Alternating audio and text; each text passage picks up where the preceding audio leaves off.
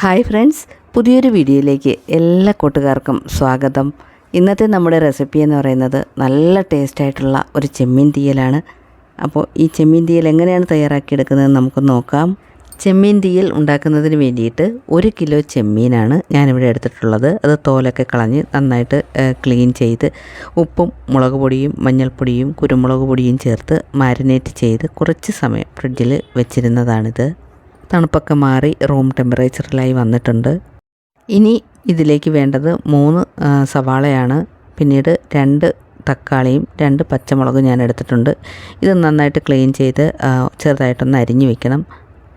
സവാള ചെറുതായിട്ടൊന്ന് അരിഞ്ഞെടുത്ത് വെച്ചിട്ടുണ്ട്. തക്കാളി മിക്സിയിലിട്ടൊന്ന് അടിച്ചെടുത്ത് വെച്ചിട്ടുണ്ട്.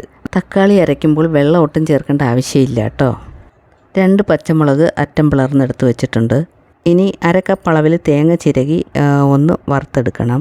തേങ്ങ ചെറിയ തീയിലിട്ട് മൂപ്പിച്ചെടുക്കണം. ഒരുപാടങ്ങ് തീ കൂടി പോകരുത്. ഈ ഒരു പരുവം ആകുമ്പോഴേക്കും നമുക്കിത് കോരി മാറ്റി നന്നായിട്ടൊന്ന് തണുത്ത് വരുമ്പോൾ നമുക്ക് ഇത് മിക്സിയിലിട്ട് അരച്ചെടുക്കാം. തേങ്ങയൊക്കെ നല്ലതുപോലെ റോസ്റ്റായി വന്നിട്ടുണ്ട്. നമുക്കിനി ഇത് കോരി മാറ്റാം. ഈ തേങ്ങ തണുത്ത് വരുന്ന സമയം കൊണ്ട് നമുക്ക് ഉള്ളി ഒന്ന് വഴറ്റിയെടുക്കാം. ഇതിനായിട്ട് ഞാനിവിടെ ഒരു ചീനച്ചട്ടി സ്റ്റവയിലേക്ക് വെച്ച് കൊടുത്തിട്ടുണ്ട്. ഇത് ചൂടായി വരുമ്പോൾ ഓയിൽ ഒഴിച്ചു കൊടുക്കാം. ഞാനിവിടെ വെളിച്ചെണ്ണയാണ് ഒഴിച്ചു കൊടുത്തിട്ടുള്ളത്.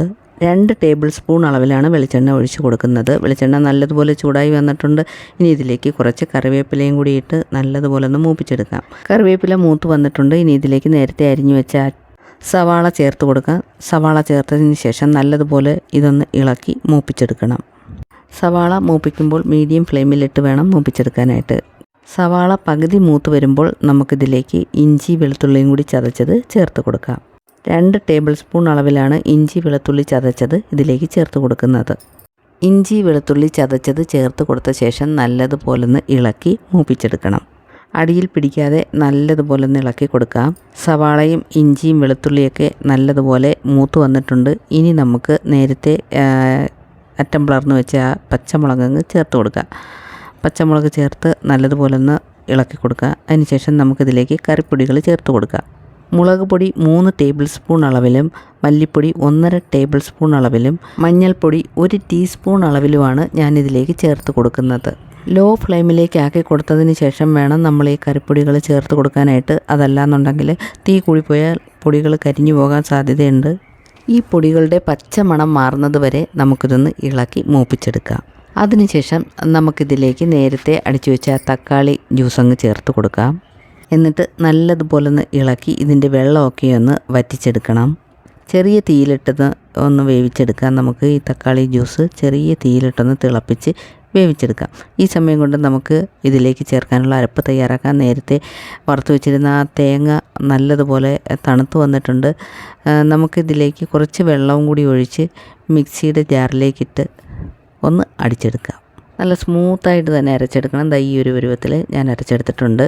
ഈ ഒരു സമയമാകുമ്പോഴേക്കും നമ്മുടെ തക്കാളി വെന്ത് വെള്ളമൊക്കെ വറ്റി വന്നിട്ടുണ്ട്. ഇനി നമുക്കിതിലേക്ക് ചെമ്മീൻ ചേർത്ത് കൊടുക്കാം. മുളക് പൊടിയും ഉപ്പും കുരുമുളക് പൊടിയൊക്കെ ചേർത്ത് പുരട്ടി വെച്ചിരുന്ന ആ ചെമ്മീൻ അങ്ങ് ചേർത്ത് കൊടുക്കുകയാണ്. ഇനി മീഡിയം ഫ്ലെയിമിലേക്കാക്കി നമുക്കിത് ഒന്ന് വഴറ്റിയെടുക്കണം. ഈ ചെമ്മീൻ ചെറുതായിട്ടൊന്ന് മൂത്ത് വരുമ്പോൾ നമുക്ക് അരപ്പ് ചേർത്ത് കൊടുക്കാം. ചെമ്മീൻ വിഭവങ്ങളുടെ വീഡിയോകൾ ഞാൻ ഇതിനു മുൻപും അപ്ലോഡ് ചെയ്തിട്ടുണ്ടായിരുന്നു. അപ്പോൾ അത് കാണാത്ത കൂട്ടുകാരുണ്ടെങ്കിൽ ഞാനതിൻ്റെ ലിങ്ക് ഈ വീഡിയോയുടെ താഴെ ഡിസ്ക്രിപ്ഷൻ ബോക്സിൽ കൊടുത്തേക്കാം. ഒന്ന് കണ്ടു നോക്കണേ. അതുപോലെ ആദ്യമായിട്ട് കാണുന്ന കൂട്ടുകാരാരെങ്കിലും ഉണ്ടെങ്കിൽ സബ്സ്ക്രൈബ് ചെയ്തൊന്ന് സപ്പോർട്ട് ചെയ്യാനും മറന്നു പോകരുത്. വീഡിയോ ഇഷ്ടമാവുകയാണെങ്കിൽ ലൈക്ക് ചെയ്ത് സപ്പോർട്ട് ചെയ്യാനും മറക്കരുത്. ചെമ്മീനൊക്കെ പകുതി ഫ്രൈ ആയി വന്നിട്ടുണ്ട്. നമുക്കിനി ഇതിലേക്ക് നേരത്തെ അരച്ച് വെച്ച ആ തേങ്ങാക്കൂട്ടങ്ങ് ചേർത്ത് കൊടുക്കാം. വറുത്ത് വെച്ച തേങ്ങ അരച്ചതാണ് ഇപ്പോൾ ചേർത്ത് കൊടുക്കുന്നത്. മിക്സിയുടെ ജാറിൽ കുറച്ച് വെള്ളവും കൂടി ഒഴിച്ചൊന്ന് കലക്കി ഇതിലേക്ക് ചേർത്ത് കൊടുക്കാം. ഇനി ഇതെല്ലാം കൂടെ നല്ലതുപോലെ ഒന്ന് ഇളക്കി തിളപ്പിച്ച് വേവിച്ചെടുക്കാം. ഇളക്കി നോക്കിയതിന് ശേഷം വെള്ളം ആവശ്യമുണ്ടെങ്കിൽ കുറച്ചുകൂടി വെള്ളം ചേർത്ത് കൊടുക്കാം. ഇപ്പോൾ കുറച്ച് തിക്കായിട്ടാണുള്ളത്. ഞാൻ കുറച്ചും കൂടി വെള്ളം ഒഴിച്ചു കൊടുക്കുകയാണ്. മീഡിയം ഫ്ലെയിമിലിട്ട് ഒരു 10 മിനിറ്റ് സമയം നമുക്കിത് വേവിച്ചെടുക്കാം. അപ്പോഴേക്കും എണ്ണയൊക്കെ തെളിഞ്ഞ് ചാറൊക്കെ കുറുകി കിട്ടുന്നതാണ്. ഈ കറിക്ക് ഞാനിതൊരു ഉപ്പൊന്നും ചേർത്തിട്ടില്ലായിരുന്നു. ആവശ്യത്തിനുള്ള ഉപ്പ് ഇപ്പോൾ ചേർത്ത് കൊടുക്കാം. നേരത്തെ മീനിൽ കുറച്ച് ഉപ്പ് പുരട്ടി വെച്ചിട്ടുണ്ടായിരുന്നു, അതനുസരിച്ചിട്ട് വേണം നമ്മളിപ്പോൾ ഉപ്പ് ചേർത്ത് കൊടുക്കാനായിട്ട്. തിളയ്ക്കുന്നത് വരെ നമുക്കിത് ഹൈ ഫ്ലെയിമിലിട്ട് കൊടുക്കാം. തിളച്ചതിന് ശേഷം മീഡിയം ഫ്ലെയിമിലേക്കാക്കി അടച്ച് വെച്ച് നമുക്കിത് വേവിച്ചെടുക്കാം. തിളച്ച് വരുന്ന സമയം ഞാനിതിലേക്ക് കുറച്ച് കുരുമുളക് പൊടിയും കൂടി ചേർത്ത് കൊടുക്കുകയാണ്. കുരുമുളക് പൊടി ഈ ചെമ്മീനിൽ ചേർത്ത് കഴിഞ്ഞാൽ നല്ലൊരു ടേസ്റ്റ് കിട്ടുന്നതാണ്.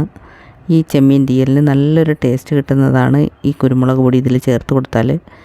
അപ്പോൾ കുരുമുളക് പൊടിയും കൂടി ചേർത്ത് അടച്ച് വെച്ച് ഞാനിതൊന്ന് വേവിച്ചെടുക്കുകയാണ്.